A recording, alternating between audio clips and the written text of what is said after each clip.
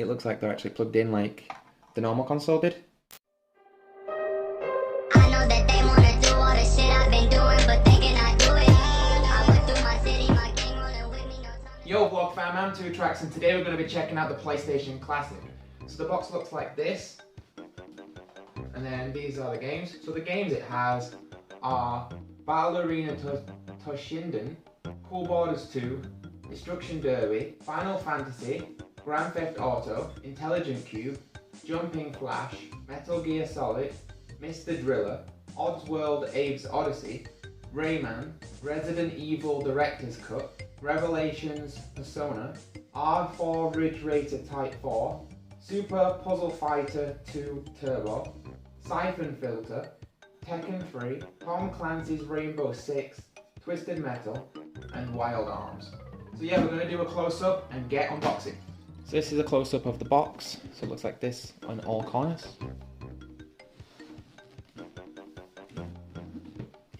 And the bottom, and then the top, just says PlayStation. So let's get it open.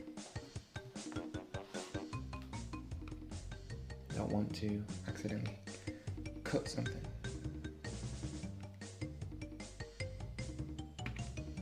Did I even cut it? Nope, too afraid. Let's open it up. Ooh, wasn't expecting it to open up like that. Let's turn it around.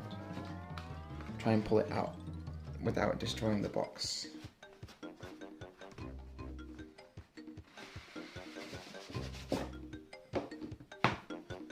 There we go.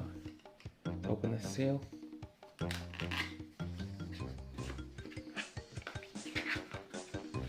I want to make sure I got it the right way around. There we go. Got the PlayStation logo. Bend this cardboard a little bit. Let's pull out the instructions. And we'll look at the instructions in a second. And then we'll pull out the console. If I can even get it out. So struggled. There we go. So there's the console, as you can see. Let's look at the instructions first. If I don't drop them, let's get them open. So what's really cool about the instructions is they're a replica of the original instructions, but slightly tweaked, of course.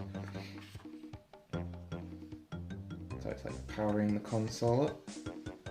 Don't know if you can see, no you can't. So powering the console. And then just the same thing in different languages.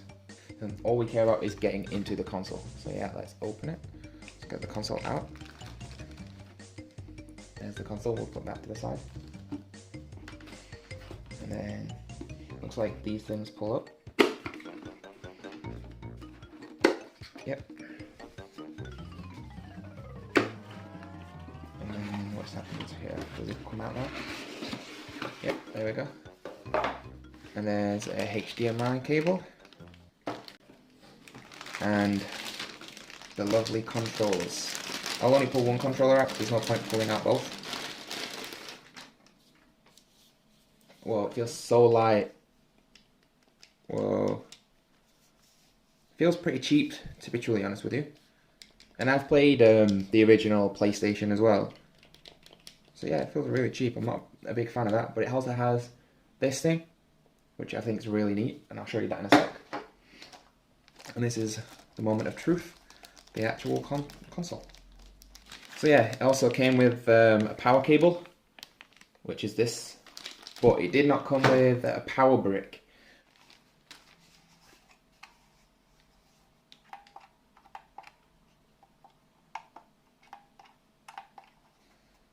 So this is the console, and yeah, it feels really cheap, to be truly honest with you.